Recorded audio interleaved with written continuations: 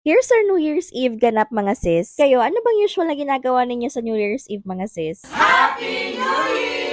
So come spend another day with me as 28-year-old public school teacher, small milk shop owner, wife, and a mom, and back with another mini vlog. Habang nagpapahinga nga ako mga mima, nagsalang na ako ng pasta dyan. Basta, alam niyo na paano lutuin yan mga sis, malaki na kayo, char. So after ko nga magluto ng pasta mga sister, nag-slice na nga rin ako agad ng hotdog. Since hindi ko nga sila mapagsabay mga mima kasi may niluluto pang ulam sa kabilang kalan. Kayo, ano bang prefer niyo na pag-slice ng mga hotdogs mga sis? Yung mala Jollibee ba mga sister o yung pang punsha, char? So kami mga mima, ganyang slice kami nasanay. Pero ayun, wala naman akong paki dun sa slice mga sister, basta makakain yan, charing. And after nun mga sis, nag-slice na nga rin ako ng bawang at sibuyas dyan.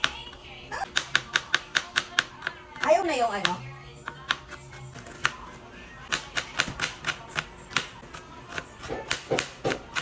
Aba mga may iniingatan ko nga yung kuko ko dyan, baka maputol, char. Actually mga sis, nung Christmas nga, ako pa rin nga nagluto ng spaghetti noon. Alam niyo naman na siguro yung procedure. Yun nga lang, may mga nilagay ako dito na tira-tira namin doon sa salad at graham at saka doon sa leche plan nga mga sister. Kaya sayang naman at nilagay ko na nga lang din dito. Yung giniling nga namin mga mima, nakalimutan naming alisin sa freezer. Kaya ayan, sabi ko ay maluluto lang din naman yan mga mi. Before nga, nagsutay nga lang ako ng bawang at sibuyas mga sis, and then let's add the giniling at saka yung nor cubes. Inilagay ko na rin dyan yung liver spread and then yung carrots.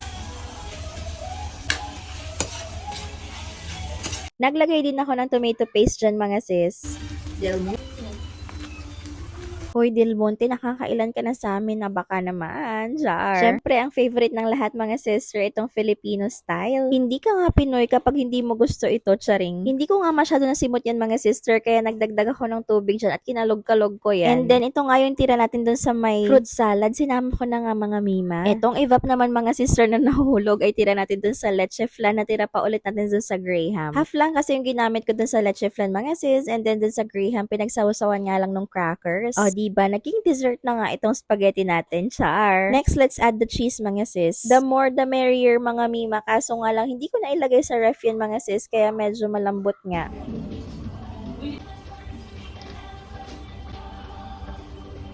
Dapat nilagay sa ref pala.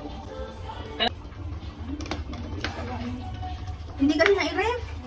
And ayun, inad na rin natin yung tira nating condensed milk doon sa may fruit salad mga sis. Kayo mga mima, anong ginagawa nyo sa mga hotdogs? Ipiniprito nyo nga ba muna? And nag-add pa nga ako ng cheese dyan mga sis, kasi nakukulangan nga ako, charing. At ganoon din sa condensed milk mga sis, nakukulangan pa nga ako, kaya nilagay ko ng lahat yan. Naglagay nga lang din kami dyan ng parsley at ng oregano mga sis. And kapag kumulo na nga yan mga mima, okay na yan. After nga namin magluto mga sis, pinick up na nga namin yung in-order naming cake dito sa Emma's Bakery. Buti nga mga sis, naka-order na ako kasi hindi ko alam kung saan ako kukuha ng cake ng mga oras na yan, char. And after ko nga magluto mga sis, umuwi muna kami saglit sa Santa Barbara. Mag-11 na nga ata nun mga mima nung nakauwi kami ng bahay. Buti nga mga sis ay nakapag-design na nga yung kapatid ko dyan. Alam niyo ba kung bakit wala kaming charcuterie board sana mga sister? Kasi kinain na nga namin, charing. Kaya ayun, nagtingin nga lang ako dyan mga mima. Meron kaming bread pan, tsaka yung berry nuts. Tapos meron kaming Sylvanas mga mima. For nuts, meron nga kaming nagaraya dyan mga mima. And meron nga kaming pretzels. So ayun, naitawid nga namin for today's New Year yung charcuterie board namin mga sis. At nagpa-slice nga lang din ako ng maliliit na cheese dyan mga mi. Actually mga sis, nagmamadali na nga ako dyan kasi parang 11:30 na nga ata yun or 11:45. Di pa kami nakakapag-picture kasi naligo nga muna ako pagkarating namin mga mi. Dahil sa sobrang pagod ay for the antok na nga ang person, char.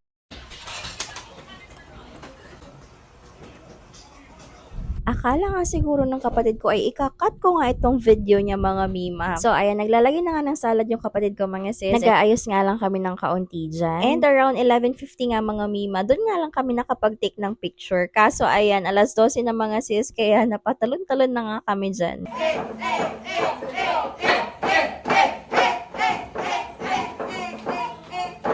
After nga namin magpicture dyan mga sis, lumabas na rin kami ng bahay kasi may mga nagpapaputok na nga. Or datakot na nga ang mga person magpaputok mga sis. Kaya ayan, makikinood na nga lang kami. Pero mas okay na nga ito mga sister para safe nga ang lahat. Itong si Amira nga mga mi ay nabibingi na nga dyan, char. So, habang nagtitake kami ng picture dyan mga sisters, sabi ko ay mag-take nga kami ng Happy New Year na video. So, ayan, the most favorite part of New Year's Eve is syempre, kainan time na. Medyo late upload nga tayo dito sa New Year's Eve ganap natin mga sister kasi January 3 na nga ngayon. Pero I am wishing you all a Happy New Year. May this year brings us joy, peace, and full of blessings. So, ayan lang muna for today's video. Thank you for watching. Bye!